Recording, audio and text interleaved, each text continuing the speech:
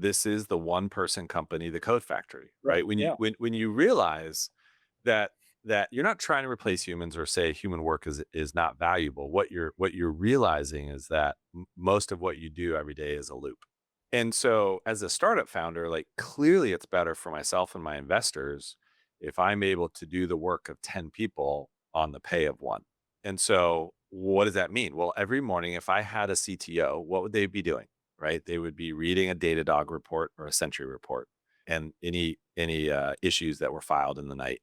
They would be triggering, their team to go fix that, right? So it turns out you can automate that. So every morning I have a Devon automation that reads Sentry reports, and Sentry is just a monitoring tool. And then if it finds things that it deems are problematic, then it will start another Devon and fix it.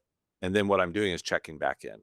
And then there's many of these things. Like I showed an automation where every morning, Devon signs up for my app, uses it, and onboards because that identifies potential bugs. So I'm starting to automate the work of the engineering maintenance. And then you do the same for marketing, right? So, every morning I have a report that runs on Google Ads, Meta, and X, and our paid spend, our cost per click, our lead generation, our click through rate, you know, and now I have to read all that stuff, but it's stuff I would have been reading from a head of marketing.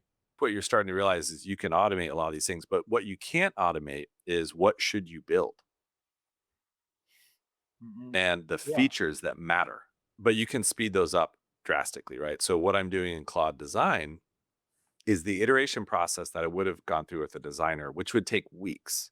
Like, okay, let's do mock-ups of this flow. No, wait, we forgot about that user state. Okay, add that user state. Okay, what about this edge case? And I've mocked up this massive feature in 2 days in Claude Designs because the iteration loop is so fast. And then you hand that off to your, AI engineer to build.